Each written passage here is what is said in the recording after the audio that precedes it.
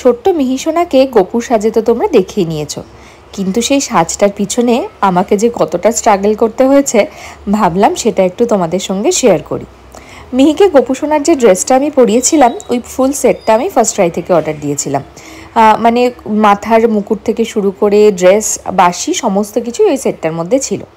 তো সকাল সকাল মিহিসোনাকে ঘুম থেকে উঠিয়ে ব্রেকফাস্ট করিয়ে ওকে রেডি করতে বসে পড়েছিলাম। প্রথমে যে ধুতিটা সেটা পরাতেই আমার মোটামুটি মাথাটা খারাপ হয়ে গেছে। এমনি তো উনি জামা কাপড় পরতে চান না, তোমরা তো জানোই, একবার পরলে খুলবে না আর একবার খুললে পরবে না। ব্যাস, প্যান্টটা একবারে ভেবেছিলাম পরানো হয়ে যাবে, কারণ প্রথমে একটুখানি চুপ করে বসেছিল। তারপরে শুরু হয়ে গেল ওনার ধস্তাধস্তি, ব্যাস কিছুতেই পরবে না। হাতে যাই দিচ্ছি না কেন সেটাতেও ফেলে দিচ্ছেই, দিয়ে ওই দেখো প্যান্ট খুলে ফেলে দেবে, কিছুতেই ওকে পায়ে পরানো যাবে না। কোনো রকমে ধরে বেঁধে চেপে চুপে কোনো রকমে প্যান্টটা তো পরিয়েছি।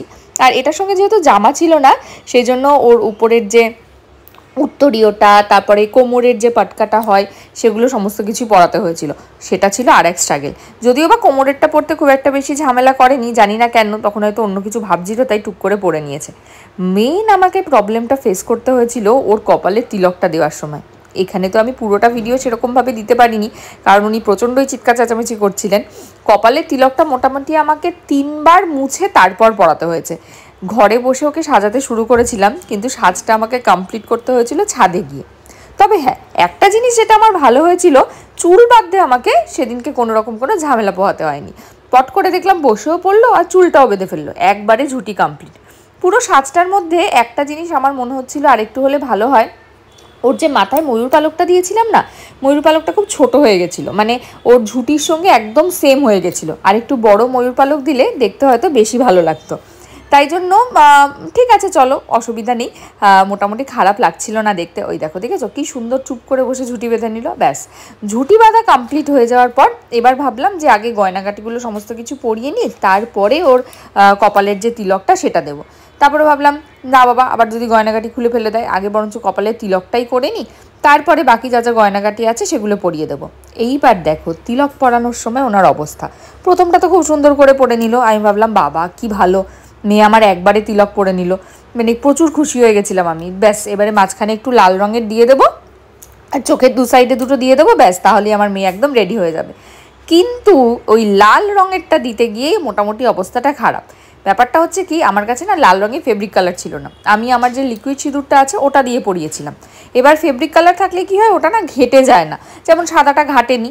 এবার ও যেই মাথাটা এদিক ওদিক কপালটা নাড়িয়েছে, ওটা যেহেতু লাল রঙের লিকুইড সিঁদুর, ব্যাস ওটা ঘাটতে শুরু করেছে। আর আমি কি করব, 3 বার করে আমাকে মুছতে হয়েছে, পুরো কপাল লাল আর সাদা দিয়ে একটা পিঙ্ক কালারের হয়ে গেছে। ওই দেখো শুরু হয়ে গেছে ওনার ঘাটাঘাটি।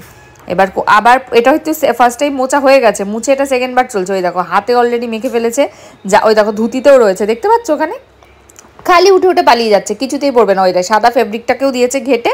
এইবার দেখো যেই এটা আমি পরিয়েছি, তার আগে তো চোখে মুখে লাগিয়েই দিয়েছিল, ভেবেছিলাম চোখ টোকগুলো মুছে দিলেই হবে, ব্যাস ওই যে ঘেটে ঘ করে দিয়েছে, আর তো এটা দিয়ে সম্ভব না। তারপরে ভাবলাম থাক, এখানে যখন হচ্ছে না আমি ওকে গয়নাগাটি পরিয়ে নিই, পুরো রেডি করে নিয়ে তারপর দেখা যাবে ছাদে গিয়ে কীভাবে কী করতে পারি। আর ওই যে বাঁশি বাজাতে বলেছি, পুরো বাঁশি শুদ্ধ ঢুকিয়ে দিয়েছে মুখের ভিতরে। যাই হোক, এখান থেকে মোটামুটি পুরো রেডি করে ছাদে নিয়ে গেছি।